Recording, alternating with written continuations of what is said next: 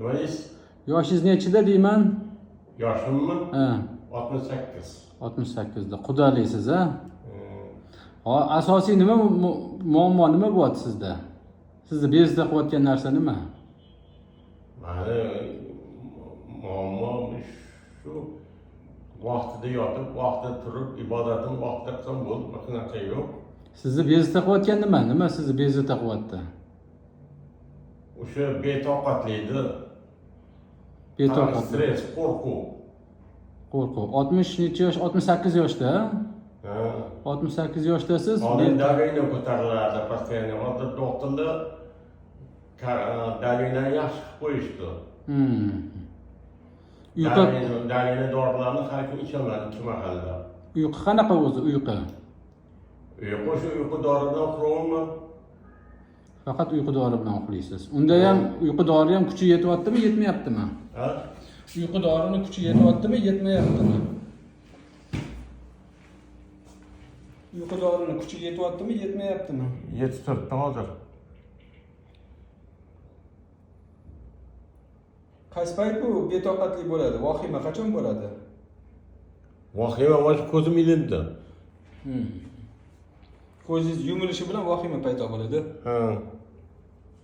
Bu har kuni bo'ladimi yoki kunora bo'ladimi? İçimde böyle vahma o'tgandek bo'ladi. Uyg'onsam cho'chib ketaman. Misol uchun avtobusda o'tirsam ham ko'zim ilinadi-yu.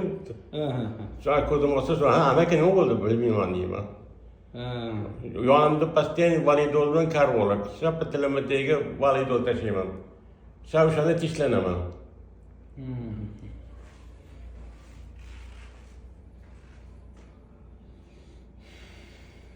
Avtobusda nima uchun yurasiz? O'zim bu chalg'itish uchun avtobusga chiqaman, metroga chiqaman. Chalg'itish uchun avtobus, metroda yurasiz. Necha soat yurasiz ularda? Sidinasida o'tirib bas uxlagim keladi, to'g'risini aytganda. Ha, avtobusda uxlamoqchi bo'lasiz. Ha.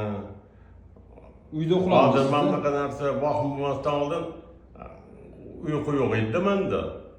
Shu avtobusga chiqib, bu kanechkaga uxlab olardim. Uyquni pishirib olardim. Kanechkadan kanechkaga borgunizcha uyqu pishib olardi. Ha. Tushunarli. Hozir ham shu ishni qilib turasizmi? Uydami? Yo, avtobusga chiqib turasizmi hali ham? Ha, bugun ertalab ham chiqqanman soat 5 da. 4 da namoz o'qib olaman. Keyin 5 da chiqib, kanechkagacha uxlab ketasiz, o'tirib, sidingni. Ha. Hozir men bu bir hafta bo'ldi, men buni zimomga vaqtmadi. O'shanda ham uxlatmayapti, avtobusda ham